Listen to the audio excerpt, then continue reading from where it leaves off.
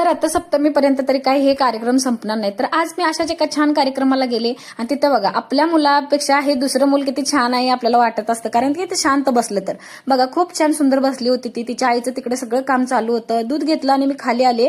त्याच्यानंतर माझ्या उद्याच्या नाश्त्याची तयारी चालू झाली. तर डाळ आणि तांदूळ मी भिजत घातलं होतं, ते छान म्हणजे बारीक करून ठेवत होते मी. कारण ही कामं जर आपण वेळच्या वेळी नाही केलीत तर मग आपल्याला एकतर ते फेकून द्यावं लागतं किंवा नाहीतर मग कंटाळा येतो आणि ते करूच वाटत नाही काम. त्यामुळे म्हटलं चला पटकन आधी लक्षात आहे तोपर्यंत ते बारीक करून घ्यावं.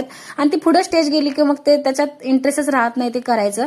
ते पटकन बारीक करून घेतलं मी. आणि आता थंडीच्या दिवसात तर पीठ जरासं कमीच फर्मेंट वगैरे होतं विना सोड्याचं. सोडा घातला तर काय व्यवस्थित होतं, पण विना सोड्याचं होत नाही, त्यामुळे जास्त असं हलवत राहावं लागतं.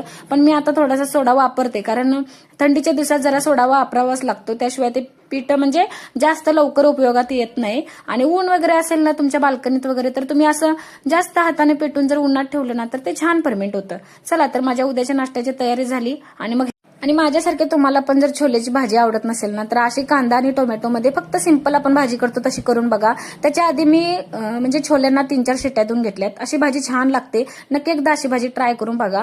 आणि आम्हाला उशीर का होतो स्कूलला ते मी तुम्हाला सांगते. सगळं आवडतं पण हे सॉक्स घालण्याचा टास्क आहे ना तो इतका म्हणजे टफ असतो आमच्यासाठी की 10 मिनिटं तरी तसमे यात घालतो.